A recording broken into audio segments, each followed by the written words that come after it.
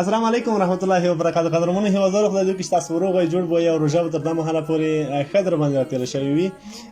لله الحمد. موږ باندې خو روژه ډېره ښه تېرېږي. مولوي صاحب دا چې موږ تاسو په داسې یو کارو کې مصروف یې الله دې راڅخه قبول کړي. انشاءالله روژه هم ښه ده.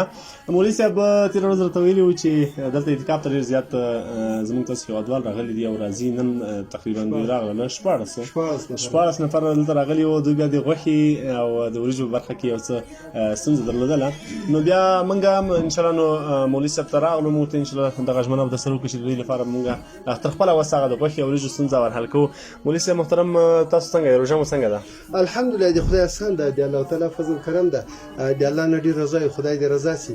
نو څه کال رمضان مبارک خو موږ به په بازارو کې رښتیا د ډېر تاویدو د تمامې د روزي مصرفونه اکثره د اعتکاف کې د موږ مدرسه کې که 40 نفر یا 25 یا 26 نو په اعتکاف کې لکه نیمایي نور را باندې زیات سي. نو تقریبا 14 نفر 3 نفر په دې کې د خوشحال خیلو نه الله تعالی دې دوی هر قدم په حسناتو کې حساب کړي. سپینګیري راغلي دي په دې خاطر چې د کلګرو په مدرسه کې به موږ اعتکاف کوو. پروردګار دې دوی د هغه راتګ نیک مبارک کړي. نو په دې تمه چې دوی راځي چې موږ بل ته د پروردګار جل جلاله بندګي کوو او د هغوی د بندګۍ په لورو د الله په موږ رحم وکړي. ځکه ډېر نیکان بندګان دي. قاري صاحبانان ډېر اعتکاف شوي دي، ډېر کسان سپینګیري ځوانان د ګردیز راغلي دي. خو خدای دې د ټولو اعتکافونه هم قبول کړي، الله دې خوشحاله کړي. بیا بیګمه جوهر صاحب ته وینا هم دا وکړه چې موږ خو مدرسې ته یا 2 کیلو یا 1.5 کیلو دغه خو موږ هم راوړو، ځکه شل یا 40 نفر چې خو ګزاره وکړو او لږ وریجې. نو په دغه اعتکاف خلکو کې 10 ورځې لپاره همکاري وکړي.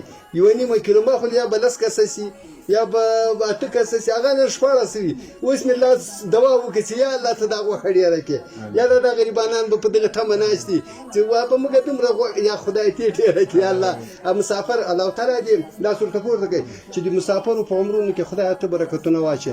یا الله صاحب بندګي په خپل دربار قبول کړي. ای پروردګار جل جلاله دنیا او آخرت جوړ کړي. خدای د دې وطن لوی سرمایه دې موږ ټول هغه مسافرونه دي. نو خدای دې ټول سره خو وکړي. دې موږ د قوم خلک ډېری څوک به وس لري، خدای څوک به نه لري. ای پروردګار دې ټولو پروردګار ته مل سي ته کارونه د حلال جوړ کړي او د دې موږ مدرسې او کورونه او جماعتونه الله په دین باندې آباد کړي. ای پروردګار دې موږ دغه منډه ترې یا له د عادت خدای تیرا نه قبول کړي. ای پروردګار کنه قیسی تیرا نه قابل حساب کړي.